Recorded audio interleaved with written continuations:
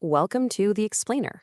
Today, we're unpacking Executive Order 14251.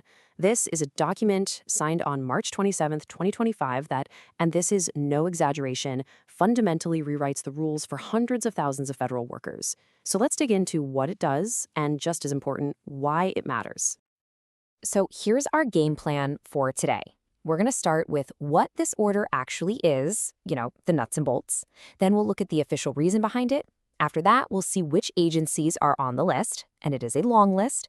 We'll check the fine print for any exceptions, and finally, we'll explore the real-world impact this has on federal labor. All right, first things first. To really get what this order does, we first have to understand the foundational law it directly targets. Okay, so at the heart of all this is something called the Federal Service Labor Management Relations Statute. It's a bit of a mouthful, but basically, this is the law that gives federal employees the right to form unions, to bargain collectively, and really to have a voice in their working conditions. You can think of it as the core labor law for the public sector. So here's the headline.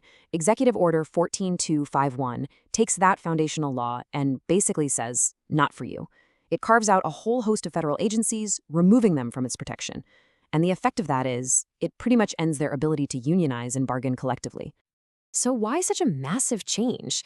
Well, let's move on to the document's own justification, because the order is actually very explicit about its reasoning. And the language in the order itself is incredibly direct.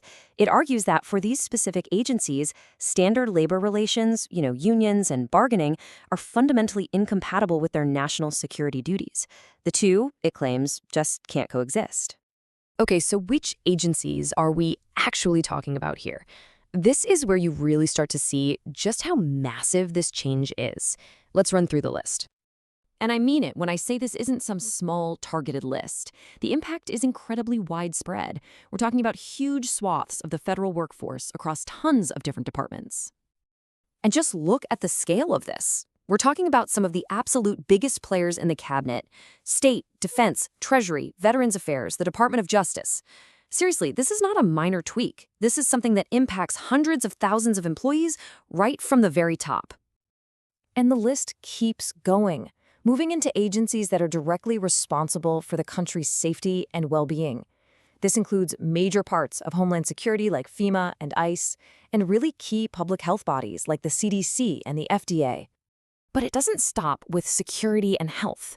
The order also pulls in major scientific and regulatory bodies. I'm talking about the EPA, which handles our environmental laws, the National Science Foundation, which funds so much critical research, and even the FCC, the folks who regulate our airwaves. The order also takes direct aim at the Foreign Service. I mean, it essentially removes labor protections for almost all of our diplomatic and development staff all across the globe. We're talking about everyone from the personnel in U.S. embassies and consulates to the leadership within the State Department and USAID.